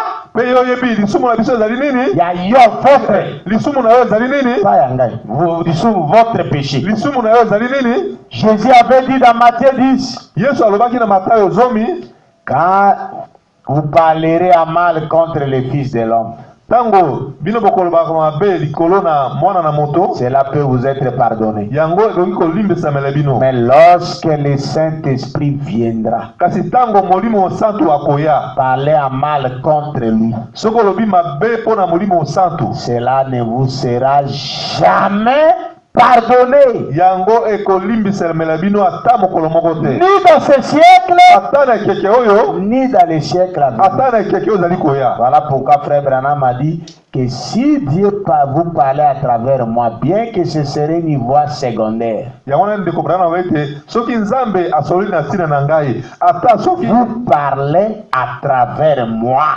asololaki na Nzambe asololaki na bino na Si nzela. Dieu vous parlez, si ce qui Nzambe akosolola na bino à travers moi, na nzela na ngai, doutez de cela, de cette parole parlée là, serait péché. Kobeta tembe na liloba oyo elobami wana ekozala lisumu. De même, douter de la parole écrite serait aussi péché. Lolenge moko kobeta tembe na liloba oyo ekomami ekozala pe lisumu. Et je vous ai dit, c'est ça l'incrédulité. Pe nalobaki na bino ete yango nde kozanga kondima. Faites attention à votre vie, mon frère, ma soeur. Bosala keba na bomoi na yo ndeko na ngai mobali ndeko na ngai mwasi. On vous dit, voilà, votre vie, c'est comme ça, par une prophétie. Vous savez bien dans votre cœur que vous êtes dans cette condition-là. Mais vous dites, non, je ne veux pas ça. Balobi na yo boye na nzela esakweli ete bomoi no ezali mabe yo lobi te ezali bongo te.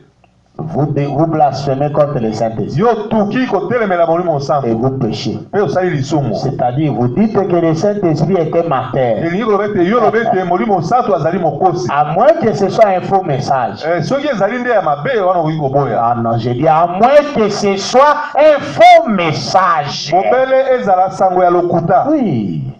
C'est alors que nous allons prier pour la personne qui a sorti ce message. Pour chasser ce mauvais esprits. Wana li tokobondela mpona moto oyo abimisaki sango wana mpona kobengana molimo mabe kati na ye. Mais si vous niez seulement par votre arrogance. Kasi soki opoyi kaka na monoko makasi na yo. Non, je ne connais pas ça, c'est faux. On a trompé. Oh, ngana boyi ezali bongo te bakoseli nga Et makambo. que vous savez dans votre cœur que c'est comme ça. Ete yo oyebi na kati ya motema na yo ete ezali bongo. C'est ça la dureté de cœur. Wana nde motema makasi, motema ekenze. C'est ça l'incrédulité. Wana nde kozanga kondima. Et c'est ça le péché. Wana nde lisumu. Donc vous savez bien que vous vivez dans cette condition-là. Le Saint-Esprit a dévoilé ça pour vous aider afin de vous sauver, mais vous vous doutez par dureté de cœur. Non, je ne connais pas ça. C'est faux. Yo ebete ozali kobika mabe, ozali kobika malamu te, ozali kobika mabe. Yango wana le Saint-Esprit a dévoilé cela. Alobi yango polele. Vous par dureté de cœur vous dites c'est faux. Yo na motema ekenze na yo lobi ete te ezali lokuta. Ce n'est pas vrai. Eza solo te. Je ne connais pas ça. Nayebi yango te. Alors que votre cœur au-dedans vous dit. Nzoka nde motema na yo na kati kuno yebi ete ezali ya solo. Vous avez dit au pasteur que c'est faux. Vous savez que vous vivez ça. Makambo ata ndenge olobaki na mobati ete ezali lokuta kasi yo yebi ete ezali penza bongo. Ah mon frère, ma soeur, dès que votre cœur vous parle comme ça, c'est fini. Ndeko nanga mobali ndeko nanga mwasi. Tango motema na yo lobi boye yeba ete esili. C'est-à-dire vous avez douté par incrédulité, par dureté de cœur et vous êtes pécheur. Elingi loba ete yo osali yango na kozanga kondima pe ozali na motema ekenze na yo pe ozali na kozanga ozali mosumuki et vous scellez votre destinée en affaires. pe yo kangi peza bomoi na yo pona kokende na lifelo. Je vais terminer par cette citation ici. Na kosukisa na eteni ya makomi oyo. Je suis là, je termine ça, paragraphe 46 là. Nazali wana na kosukisa ngo na nzela mokia kotanga tuku mine na motoba. Je crois que c'est 46 ou 46, oui. Ta parole, 46. Na kalisi ezali nzela mokia kotanga tuku mine na motoba. C'est là. Likolo ya liloba na yo. Et le frère Branham a continué. Pe ndeko Branham bazali kokoba. Maintenant, sikoyo vous devez être préparés. Esengeli bo bongisama. Et vous tous dans la ligne de prière. Pe bino nyoso kati na nzela ya molongo ya mabondeli à croire. Ya kondima. Et si vous ne croyez pas, soki bondimi te, je quitterai simplement la ligne. Nako longwa na molongo. Ya mabondeli. Na molongo ya mabondeli. Car soyez-en sûrs. Kwete bondima yango penza bongo. Votre état s'empirera plus que jamais dans toute votre vie si vous refusez de croire. Soki oboyi kondima lolenge na yo. Zala ya koyeba yango. Zala ya koyeba yango te lolenge na yo kokoma susu mabe koleka ndenge ozalaki liboso. Dans toute votre vie. Na bomoi na mobimba. Vous voyez ça? Bomoni yango? Il dit, en effet, il a dit, allez, ne faites plus quoi? C'est, ne soyez pas incrédules. L'incrédulité, c'est le péché. Et il reprend ça. Allez et ne péchez plus. Ne péchez plus. De peur qu'une chose pire, ma bête, ne vous arrive. Vous voyez ça? Ça c'est quelle écriture? Ici il a cité seulement, il n'a pas donné. C'est Jean 5 verset 14. Là où Jésus avait guéri le paralytique qui a fait 38 ans de paralytique à côté de la piscine de Bethsaida. Et c'est quand Jésus abikisaki ebosono o asalaki mbula tuku misato na mwambe pembeni ya ebale ya Bethesda. Et Jésus lui a dit, prends ton lit et marche. C'était dans Jean 5. Et vers le verset 14, il va au temple, il le raconte. Jésus lui a dit, tu vois que Dieu t'a guéri. Va et ne pêche plus. De peur que quelque chose de pire ne t'arrive.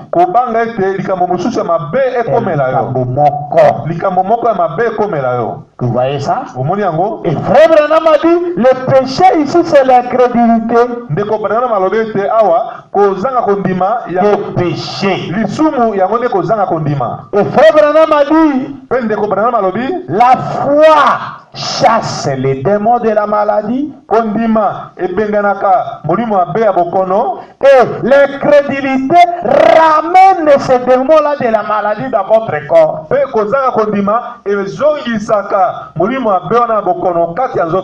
Vous voyez ça? C'est pourquoi il dit, si vous ne croyez pas, votre condition va, votre état va s'empirer toute votre vie.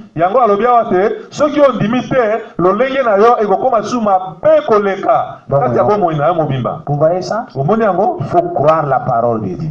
Nous avons donc intérêt à croire seulement la parole.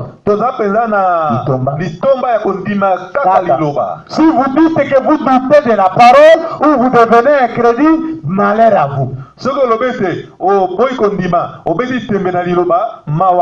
comme on dit en français, nous sommes maintenant entre les marteaux et l'enclume.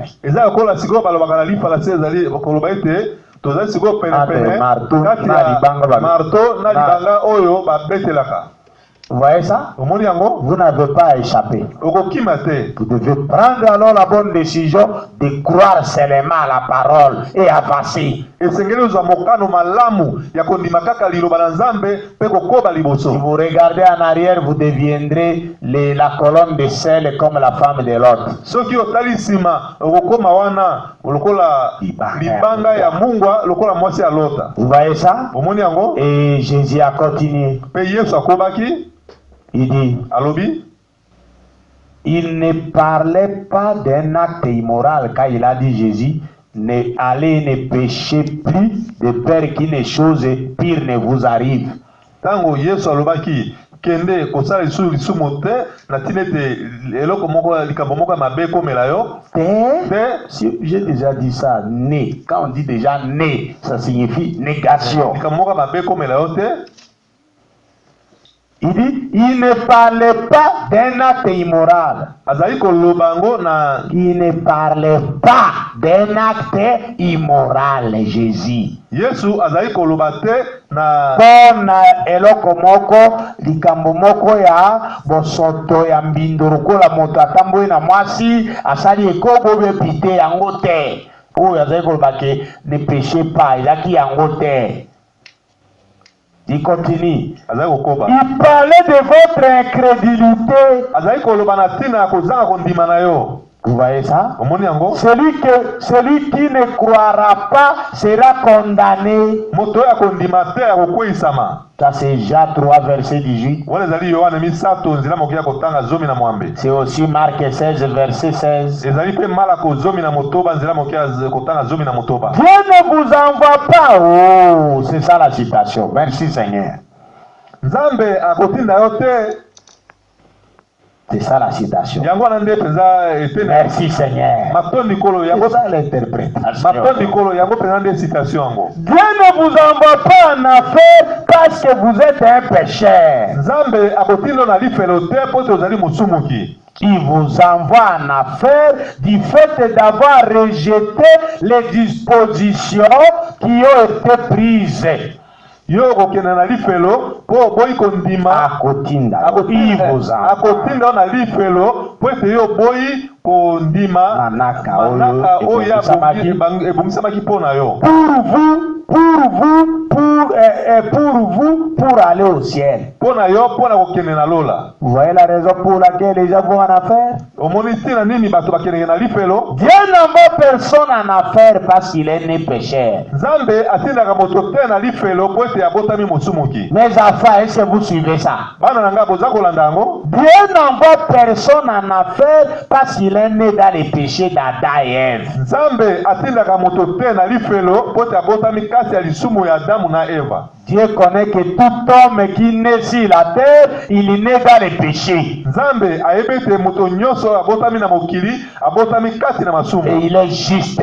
Pe azali sembo. Mais il va vous envoyer en affaire lorsque vous refusez de croire les dispositions que lui a prises pour vous amener au ciel. Kasi yo okokende akotinda na lifelo po ete yo boyi kondima mabongisi oyo ye abongisaki po ete emema yo na lola. C'est quelle disposition? eza mabongisi nini? Celui qui croira moto oyo akondima et qui sera baptisé mpe akobatisama sera sauvé. ye akobikisama. Ça c'est Marc 16, 16. wana ezali Malako zomi na motoba. Encore Jean 5, 24. lisusu Yohane mitano tumele na mine. Celui qui croit mes paroles moto oyo akondima maloba na ngai et qui croit celui qui m'a envoyé mpe akondima na oyo moto oyo atindi ngai a la vie éternelle azali na bomoi ya et seko. ne passe pas en jugement, ye akoleka na kosambisama te mais il passe de la mort à la vie éternelle. kasi ye aleki na kufa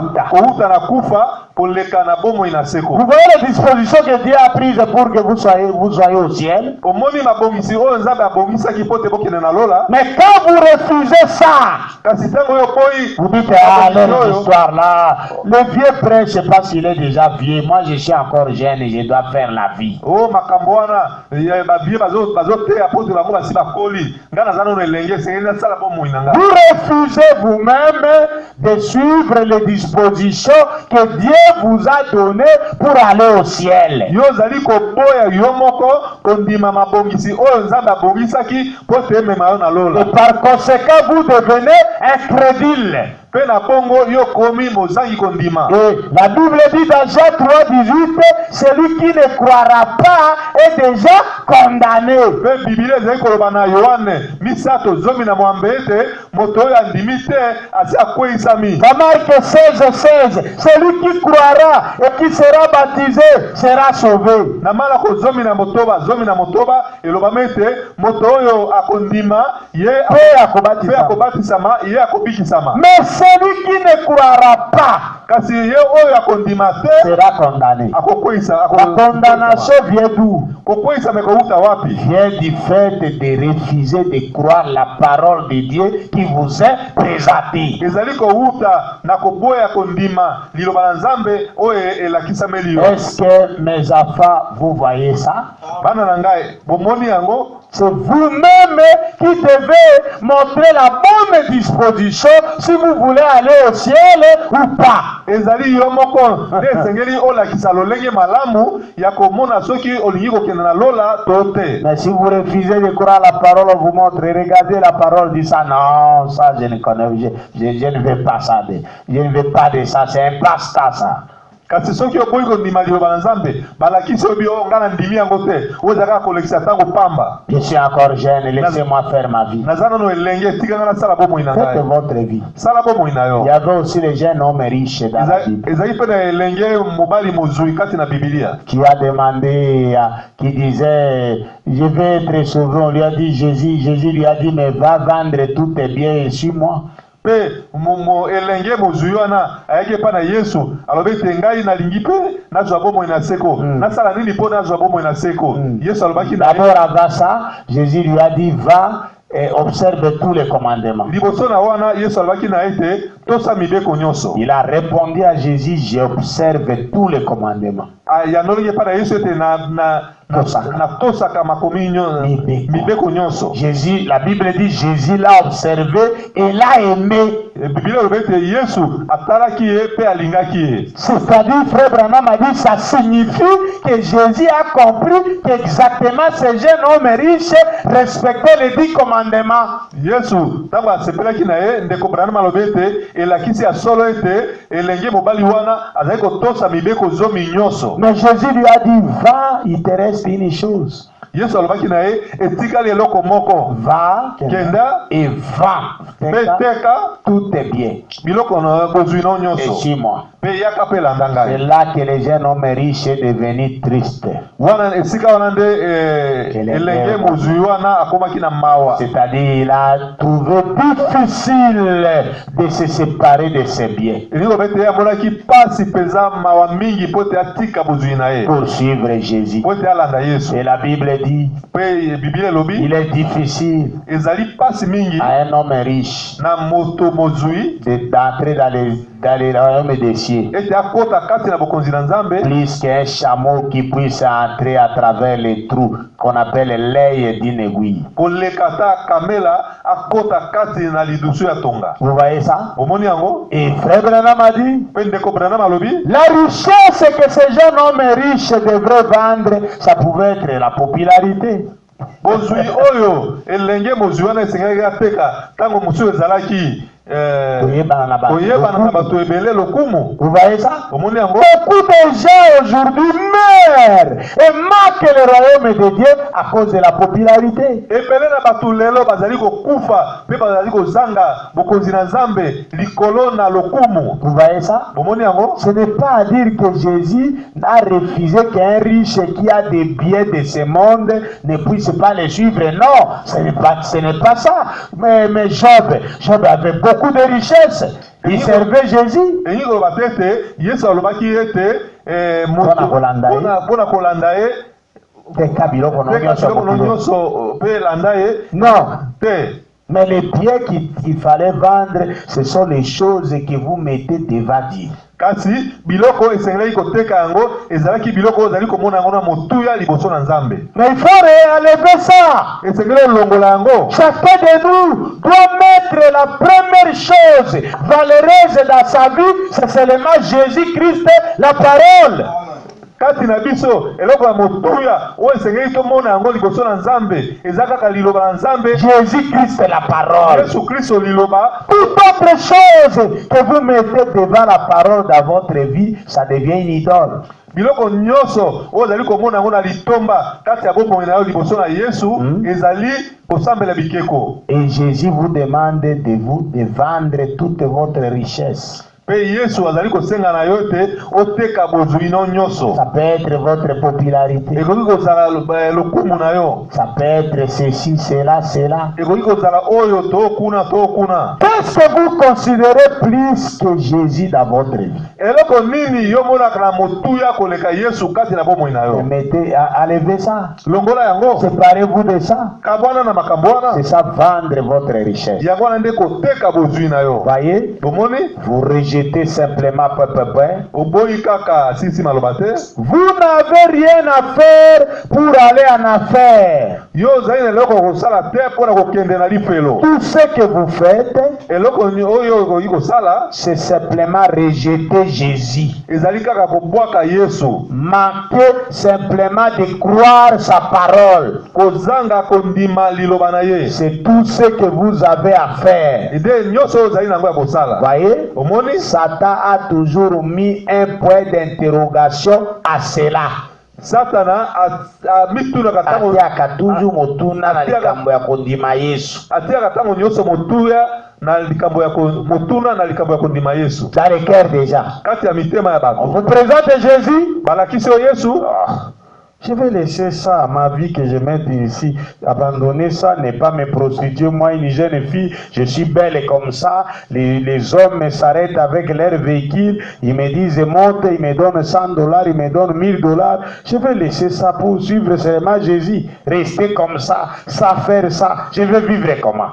Nakotika yango ndenge nini ngele yo mwasi kitoko boye so nazoleka na balabala mituko ezo telema babi na kota pe bapesi nga $100 natika kama $1000 natika kama makambo na boye ngala kobika siko ndenge nini nalanda Yesu ngala kobika siko ndenge nini. Refusez de croire Jésus pour votre richesse qui est la prostitution peut-être.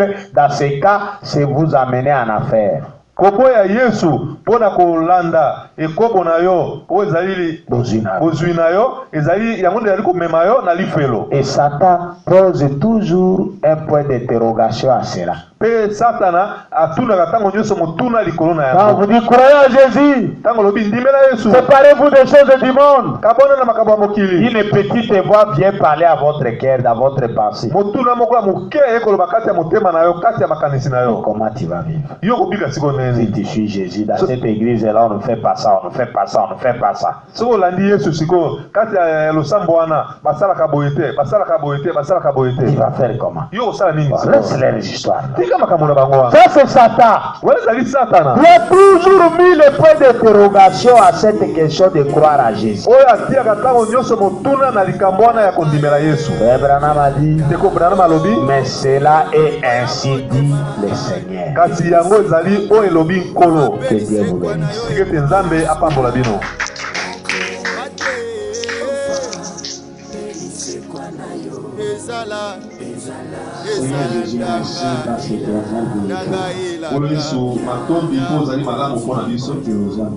Olingi biso mingi. Tu nous as parlé de ta parole ce Olobi na biso na tina na liloba na yo na tongo ya lelo. Tu nous as béni. Opamboli biso. Tu nous as montré tout ce qui est l'incrédulité. Olakisi biso kozala kondima ezali nini. Comment est-ce que c'est l'incrédulité qui est le péché. Lolenge nini kozala kondima yango nde ezali lisumu.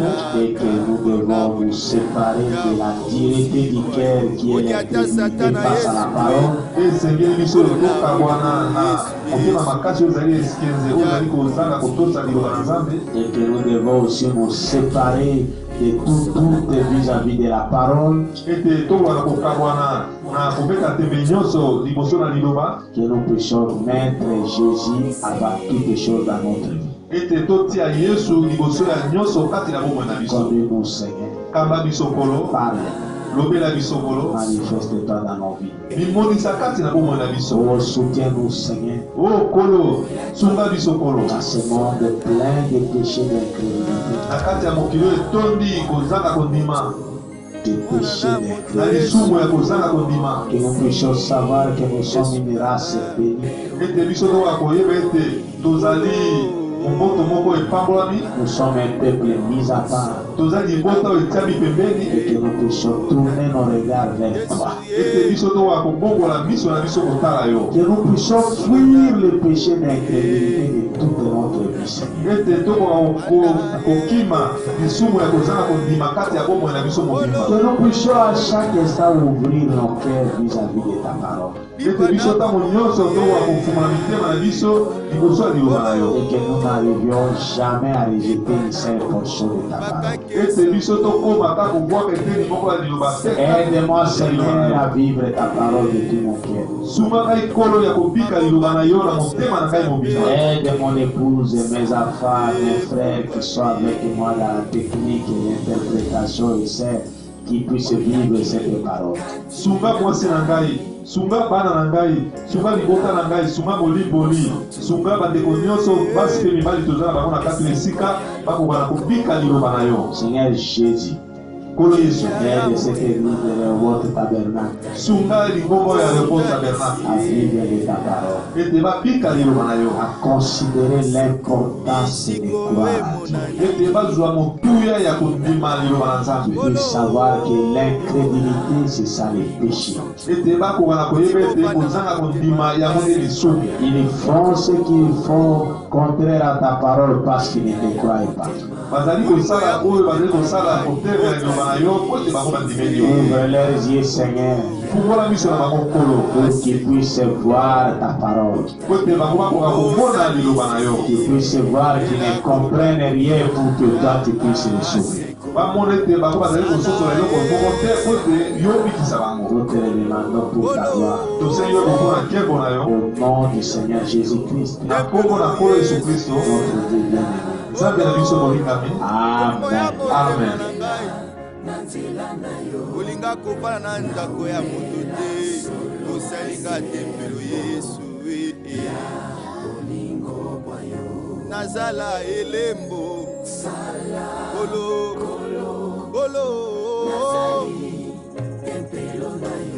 tempelo na yo Yesu kolo naumela ino yo kozonga Yesu ya bolingo wa yo ino yo kozonga Yesu kolo na bolingo ya bolingo wa yo ino yo kozonga Yesu kolo na bolingo ya bolingo